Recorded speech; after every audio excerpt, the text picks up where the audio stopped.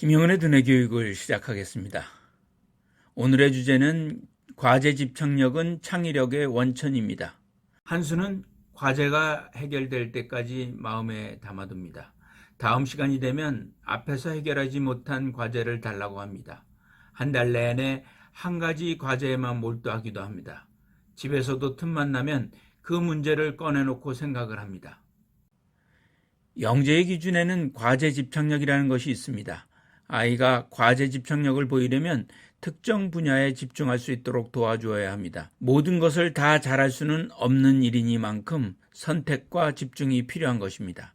그런데 부모는 모든 것을 다 잘하는 엄친아로 키우고 싶어 욕심을 부립니다. 5세부터 문화센터를 기웃거리며 여러 가지 프로그램에 등록을 하고 쫓아다니는 일이 많습니다. 아이는 눈코 뜰 새 없이 바쁘고 부모는 부모대로 귀가 얇아서 유행 테마, 인기 강사, 수강료 등을 비교하고 쉽게 프로그램을 바꿉니다.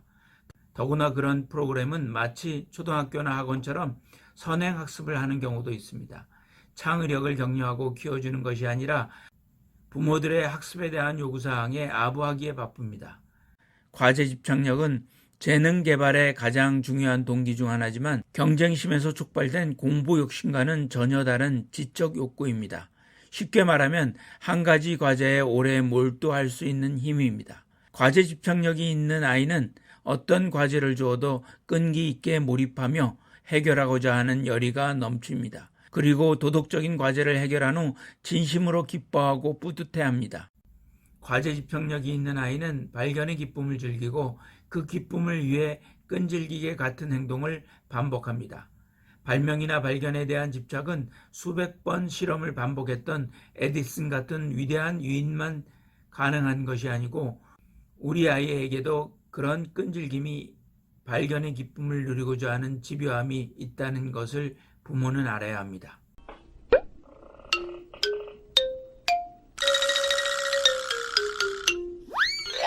첫 번째 질문입니다. 과제 집착력과 몰입입니다. 지능이 아무리 좋아도 과제 집착력이 떨어지면 자기의 능력을 제대로 발휘할 수 없습니다. 아이의 재능을 충분하게 발휘하게 하기 위해서는 과제 집착력을 4에서 7세에 키워줄 필요가 있습니다.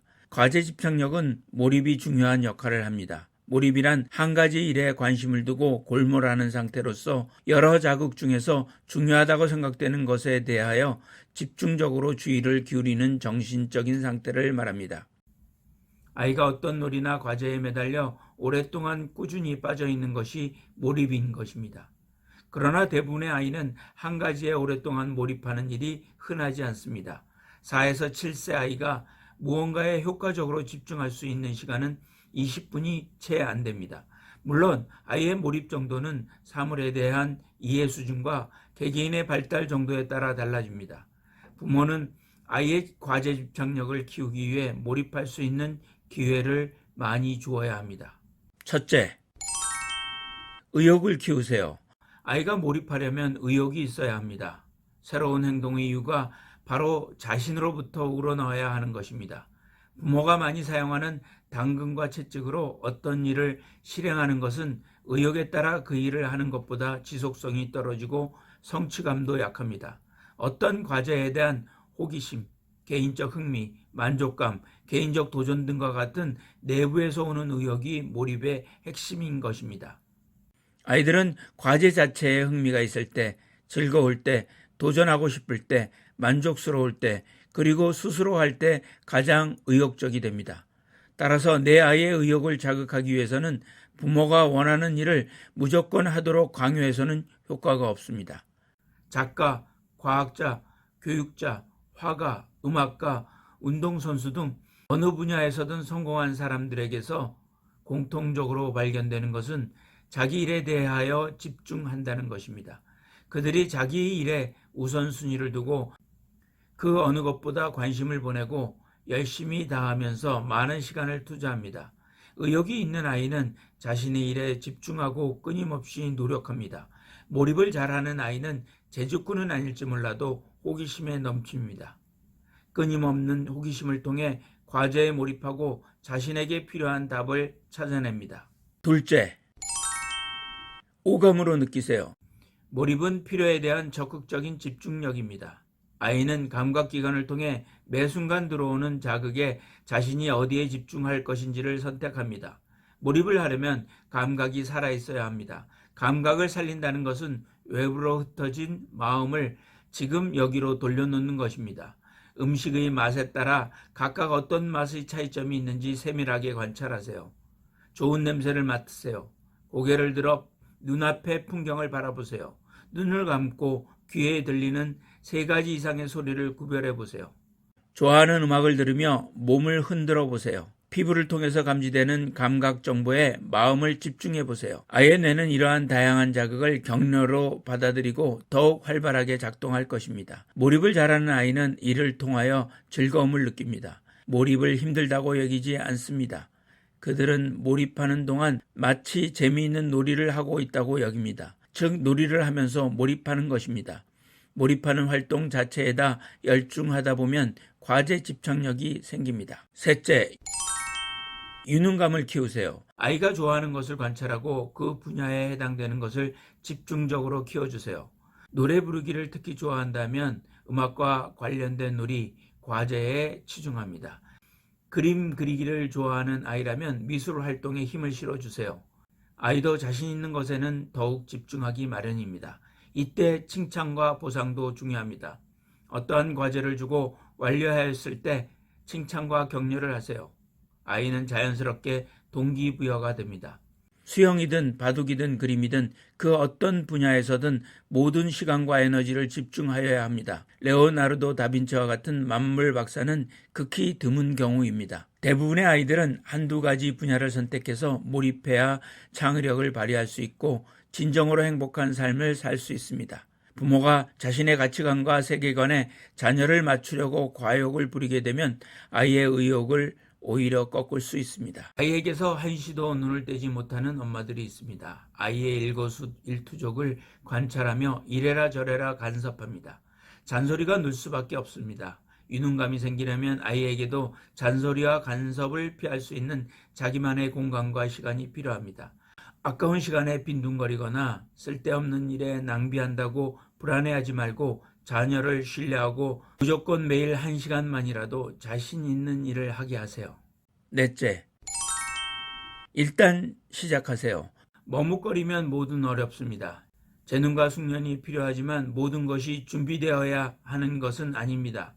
일단 시작을 하면 아이들은 놀이 상황 속에 푹 빠집니다. 정신없이 빠져드는데 그 속에서 창의력이 발휘되는 것입니다. 창의적인 아이디어는 창의력이 높은 사람만 만들 수 있는 것이 아닙니다.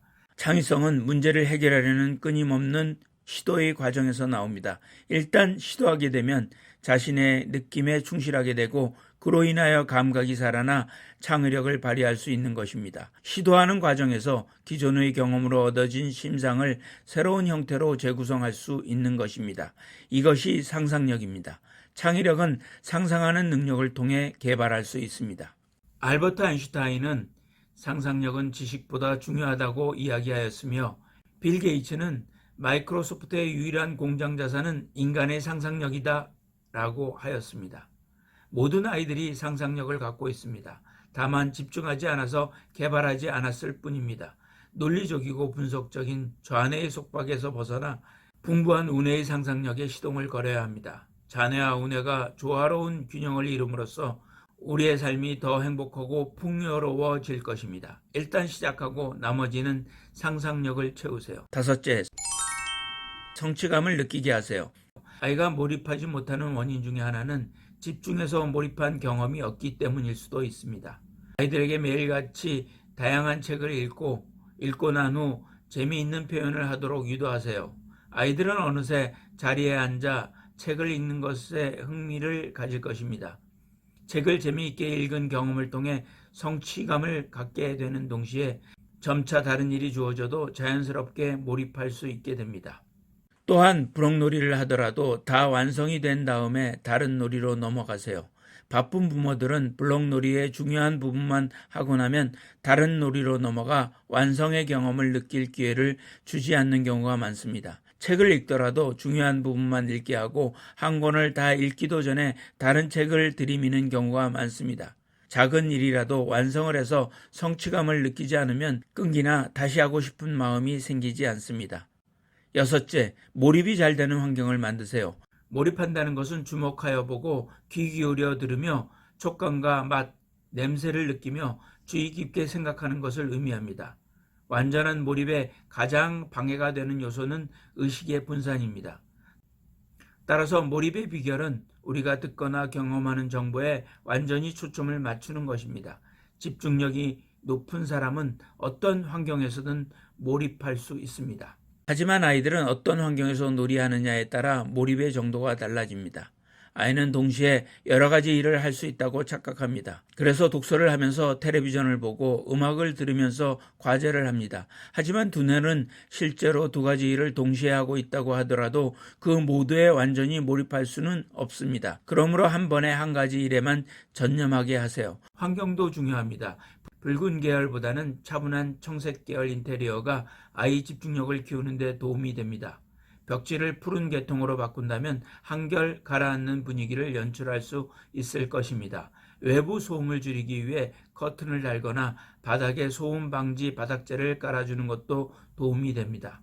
스트레스를 줄여주는 환경도 중요합니다. 기억력을 담당하고 있는 해마는 36개월 이후에 급속하게 발달합니다. 수십억 개의 뉴런은 반복과 학습을 통해 연결되며 시냅스를 형성합니다. 그런데 이때 스트레스를 받으면 시냅스 형성에 치명적인 작용을 합니다. 스트레스를 받지 않고 무엇이든 즐기듯 학습하는 게 매우 중요합니다. 놀이를 하든 학습을 하든 지루하고 힘들어서는 안 됩니다.